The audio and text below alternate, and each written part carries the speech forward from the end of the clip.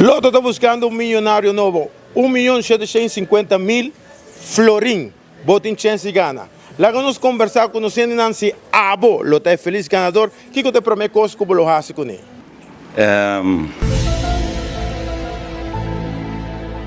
Que das lo que me te gusta así. Organizar eventos, que da vacilar tranquilo. Pero ya, el premio le ayuda así. Vai Peru. Yo también deseo para el estudio de mi yuna y después donar a mi vida y mi mamá también. Ayudar a la gente necesitada. Diablo, qué difícil, me la pusiste. Compré un ticket para ir julando ese camellón. ¿Qué hago con la plata? Pago la mitad de mis deudas y la otra mitad que esperen. Celebre bom grande. Loto está buscando un millonario, si vos ganas Loto, ¿qué te promete cosas como lo hace? Investir placa em stocks ou algo, então depois compro carro.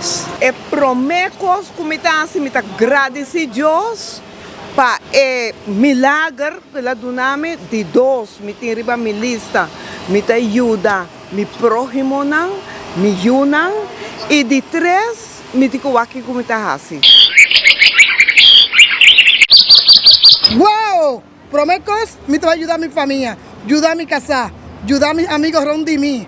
Me hace hopi coscune y sobre turcos, me va a ayudar mucho en casa cuna. O sea, anam mester, un buen ayudo. Minha meta vai desviar, minha meta bula fora, então também hace carro ou um trabalho para mim ganhar placa, não? Mira, vai viajar, prometo coisas. Oh, Lord. De viaje está comprando mi casa, gallo.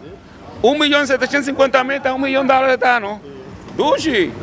La que placa aquí en Aruba también. Guardo la mitad, invierto el 25%, pago un poquito de deuda, ayudo a unas cuantas personas que necesitan ayuda y el resto pues hay que saber management toda la plata. $1 millón es mucho dinero. Y así es que nos escucha, tú rende que lo hace si no gana no Loto. No premio de 1.750.000 florín. Abo, ¿qué lo hace? La ganó en el comentario.